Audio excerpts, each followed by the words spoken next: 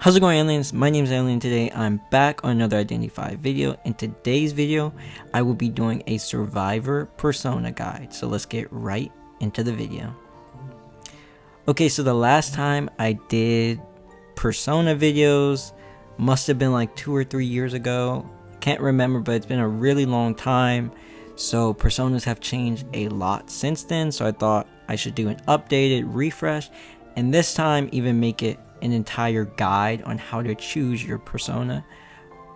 If you guys do want to see a hunter persona one, you can leave it in the comments below. I'll probably do that. I'm just doing Survivor first. So Survivor personas have changed a lot from before. The main ways you would choose a Survivor persona back then was you would choose them based off of the character you're using, and you would choose them based off of your role in the team comp.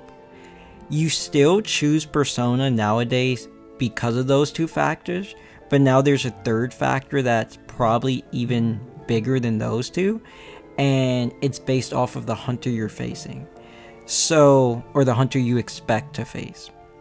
The reason for that is when they added flywheel, that created two different kiting personas. So it's not so much I'm a kiter, I choose kiting build.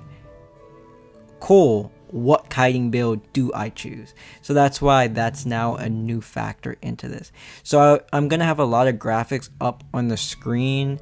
I'm gonna really go through the process of how you choose your Survivor persona for the character you're using.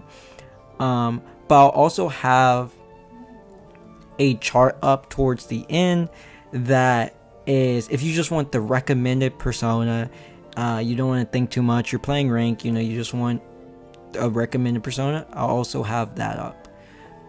After I go through the process, I will show you the best added on traits on a persona, not just the ultimate persona, but the best additions you should use.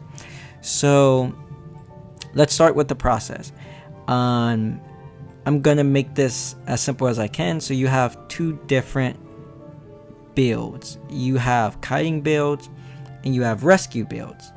Kiting builds means that you have broken windows. My bad, knee jerk. I may say broken windows a lot, because back in my day, that's what it used to be called. But yeah, you have knee jerk and you have flywheel. If you bring a rescue build, you go tie turner. Usually the other trait you bring is borrow time. Nowadays you don't always bring borrow time, but I'll get into that later. But most of the time I do just recommend for you to bring borrow time. So let's look at the chart of which characters should use kiting builds and which characters should use rescue builds. So I've split it up into 4 groups. We have flat out, these characters should basically always use a kiting build. Then we have characters that usually should use a kiter build, but if you need another tie turner on the team, these characters can use it better than the first tier. Then we have rescuers that usually use tied builds, but if you want extra kiting help, you can bring a kiting build on them. And then you have the characters that should always use rescue builds. I don't think I was looking for anything, if anything specific stood out that I wanted to point to, but if you have any questions you can ask me, but I think it all is pretty self-explanatory. Then let's go on to, now that we know kiting builds and rescue builds, we need to know how do you pick your kiting build, because rescue builds are, self-explanatory, it's tie turner, but kiting builds can be either knee jerk or flywheel. So let's see how you pick your kiting build. So in a tournament situation, or any situation where you kind of know the hunter, but just for a competitive scene, a competitive situation, you pick your kiting build based off of the hunter you expect to face, the lineup that the hunter has. So this is a chart of basically which hunters you should bring flywheel against, which hunters you should bring knee jerk against. And in the middle, you have the hunters where either one works. It doesn't really matter. This isn't the end all be all. Like, if you bring knee jerk against Ivy, for example, that's not bad. It helps. If you bring Flywheel against Bonbon, that's not awful either, because you can, Flywheel the chain bomb. But these are the best builds. So the characters more to the left of their respective tier means that it's more important to bring that for them. So we have Breaking Will and like Clown and Dream Witch. Flywheel is just so much better against them than Knee Jerk. And then we have like Disciple, Sculptor, Wax Artist. Knee Jerk's a lot better than Flywheel. So you kind of get the point. Now that we've discussed kiting builds, we've discussed rescue builds, we've discussed which kiting persona is best against each hunter, let me quickly sidetrack for a second and talk about no borrowed time builds. The term I usually use, that most people use, I don't know if you can say on YouTube, so I'll just call them all-in builds, which just means you aren't bringing borrowed time. For most of this game's life cycle, this wasn't really a thing, but lately, over the last year or two, because of the change to Persona, because of the change in the hunter meta, this is more common. So most of the time, I don't recommend not going borrowed time in rank. I just think because of the lack of communication, it's harder to time out the cipher pop correctly to alleviate the no borrow time. So I do recommend just going borrow time. But if you do want to not go borrow time, I made a chart that basically is just showing how easy it is, or which survivor kits mostly are suited to not using it. So this helps you, especially if you're in a tournament, but it helps you in rank as well if you kind of don't want to bring borrowed time. So at the top of the chart, you just have the characters that's better without borrowed time, that my recommended build for them does not include borrowed time, and that would be Batter and Embalmer. Then you have characters that are pretty good without borrowed time, that they kind of need maybe both kiting personas, or when you look at Puppeteer and Journalist, they kind of need Tide Turner and they need a kiting persona. So these characters are pretty good, without borrowed time. Seer, Prisoner, they can stack Owl, stuff like that. Doctor can heal herself. Then you have characters that you see pretty often in tournament situations. They may not bring it. It's not really a recommended thing for rank, but you can do it if you want. And then finally, you have characters that there's just not really any point in not bringing borrowed time. If you're not bringing borrowed time, it's just because you don't want to. It's not because there's a real reason to. It's just you don't want to, which is fine, but that's the reason. And now finally, I kind of went through the whole process, showed you kiting builds, showed you which character should use kiting builds, which character should use rescue builds, and the kiting build you should pick off of personal preference, and you should pick off of the hunter you expect to face, maybe even the map you're playing on. But if you just want a chart that shows you the recommended build for each character, I will put that up right now.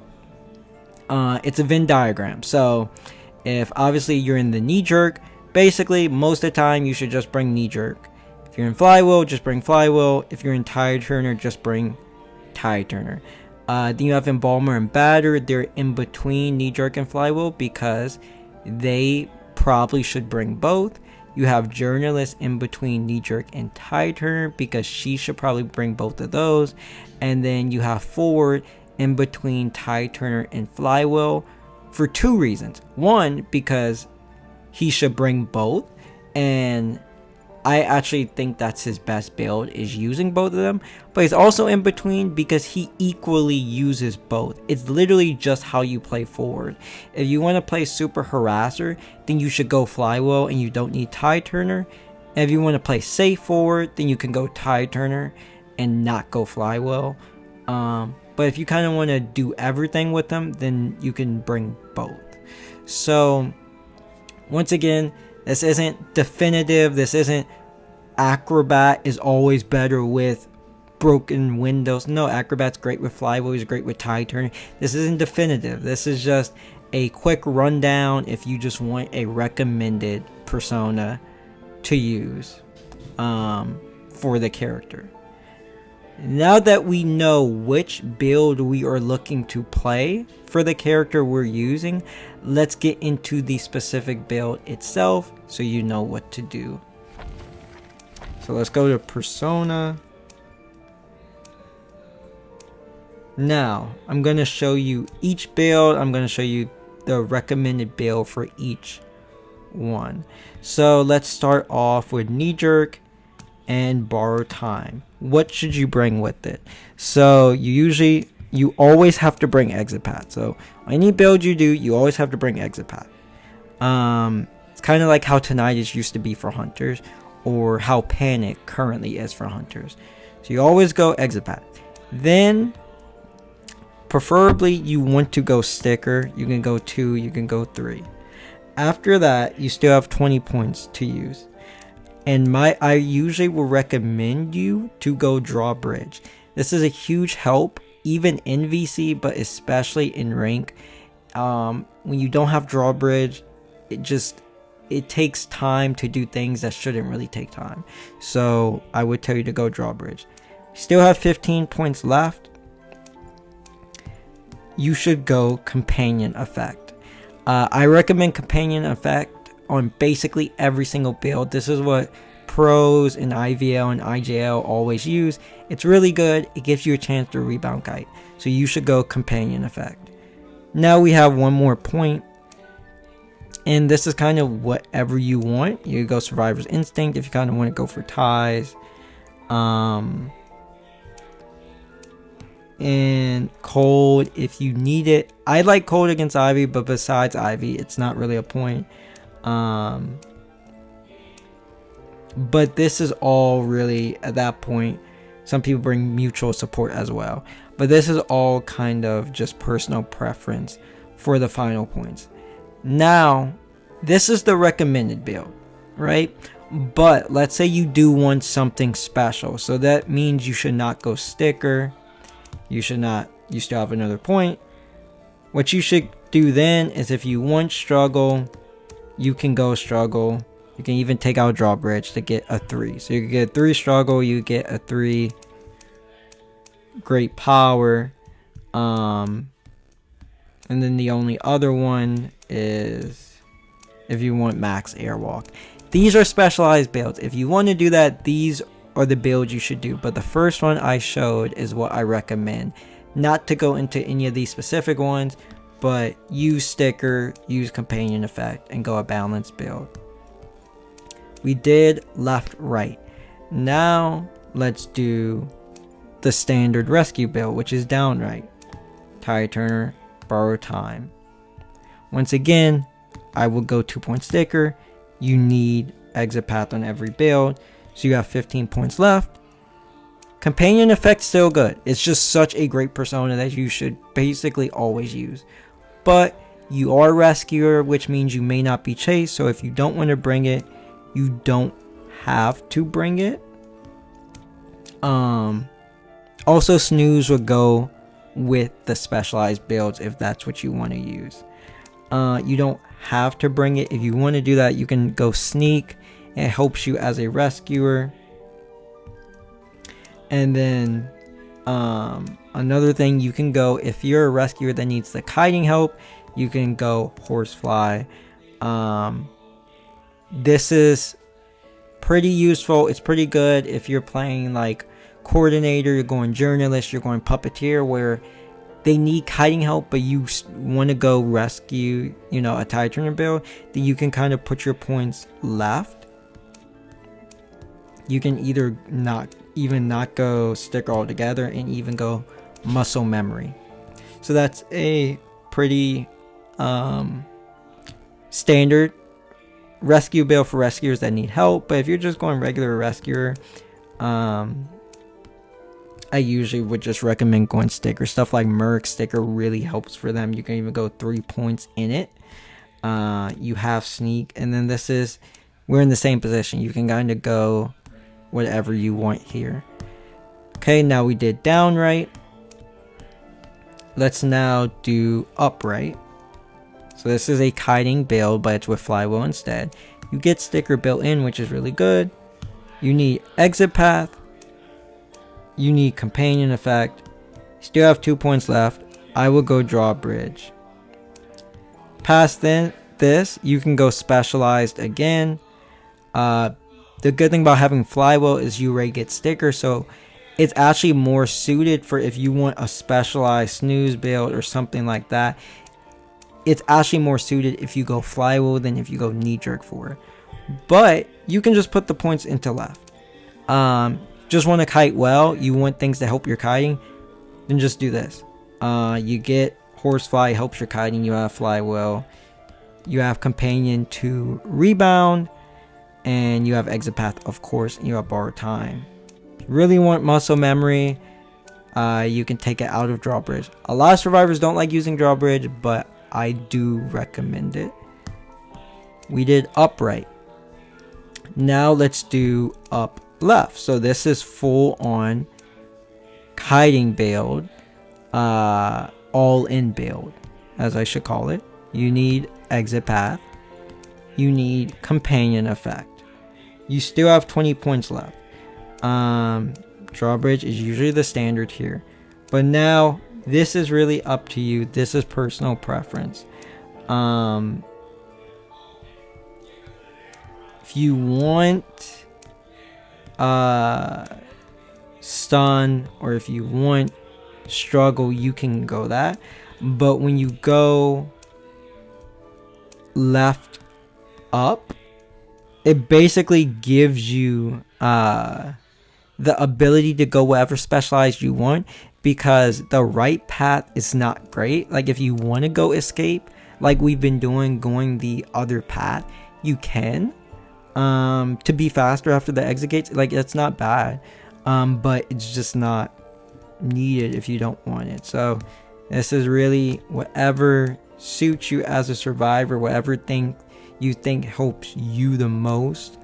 That's what I recommend. Then we have left down, which you see a lot. You see a lot of knee jerk and tie turner nowadays. Characters like Gardener, stuff like that. So you would go companion effect. You're going exit path. You're going sticker. Even if you put 2 in sticker, you still have 1 point left. And then you can put it literally wherever you want. And now I think the final build I haven't talked about is the most rare build to see, but sometimes you see it on like forward and mechanic, and that's up down. You need exit path, you want companion, and you still have 15 points left. So I would recommend going horsefly. If you're going mechanic, I would recommend going horsefly to help her kiting. And if you're going forward, I would recommend it to help him. Some mechanics do like to go airwalk and just try to hide, but I would recommend horsefly. If you want to go this build on a character not named mechanic or forward, I don't know who you're using it on. Maybe like a priestess, or maybe like a puppeteer journalist type. If you're doing something specialized like that, then you just pick the persona that suits you the best, but like that's really rare to see. So those are the best personas for every single path. The only thing I want to talk about now is the personas that probably aren't going to get picked, but what the use of them is, so that you can kind of understand the persona web tree better. Healing, this is just good. If you're bringing, if you have a priestess on your team, if you have a doctor on your team, this is just good. Or if you're facing a character like Ivy, Hermit, Dream Witch, Mad Eye, something like that, this trait's good.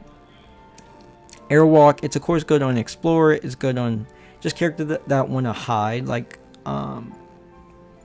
Mechanic and others like that. Survivor's Instinct, the point of it, it's basically just to go for ties, just help your decoding to counter panic on the hunter tree. Symbiotic effect is also pretty good. I did not talk about this enough, actually. It's pretty good. As a rescuer, I would recommend, if you want to use this, use it. That's actually an oversight by me. This is a really good trait. But I would say only use it if you're a rescuer, but it's a really good trait. Mutual Sport's just pretty good. It's good in general. In rank, it's better than if it is in tournament because you don't have VC, so it's good. It just helps your pings. Snooze, characters that already have a built-in slower chair, that's who I would recommend going snooze on. But also characters that you're kind of just playing to sacrifice yourself, like Mechanic or Embalmer, stuff like that. Snooze is pretty good on. Self-deception, I don't know why you would use this, but the only thing I can say is it's good against Mad Eyes, because like if the Mad Eyes is doing the walls and you get the calibration on the cipher, then you can move away quicker to not get hit by the wall. So I guess that, but because you can like decode, you can go back to decoding quick. But yeah, I don't know why you would use that. Distraction is just good, just gives you sight on the hunter. Companion effect, obviously. Telepathy, if you bring telepathy, it's because you want companion effect with it. Doctor, it's good if you're playing priestess, if you're playing doctor, if you're playing healing characters, because it just adds onto your healing buff so that you can hit the maximum. Shelter isn't really a great persona to use often, but if you have a healer, you can kind of get this effect. It's just not a great trait because these other healing traits do the same thing, but they do it all the time. Even if it's a lower value, it's just better, so I don't really recommend it. Mech Elite, yeah, they need to change this persona. Like they need to fix this web. Like there's no point in using this. Like why would anyone need this? Cold, like I said, if you're playing Mind's Eye, it's good. I think it's really good against Ivy, because you can't look behind, but besides that, there's not really a point. Great Power, it's just good, especially on characters like Cowboy, stuff like that, but it's just good if you're going for a lot of pallet stuns. It's really good on Novelist. Will to Survive, it's really good if you're playing with a harasser in your team, or if you have a gardener in your team. Gardener and entomologist, or if you have a harasser. I do not recommend usually just going Will to Survive no matter the team comp. Like this is a persona you bring if you have a character that like Wildling, even a character that will help you struggle. This pushes you over the edge. And then Brewing Effect, the whole point of this, it's anti-Clerk, it's anti-Ivy. It's the only reason for this. It's that Clerk gets you to stop decoding, so then that time that you're not decoding, when you go back to it, you can click it and you get the decoding boost. So it's good for Clerk and it's good for Ivy, but that's really the only point of it. So that's all the personas, that's the entire web tree. If you do want to see our hunter persona video, then tell me in the comments below. I'll do that next. And if you did enjoy this video, please give it a like and subscribe to the channel. I'll see you guys next time. Bye.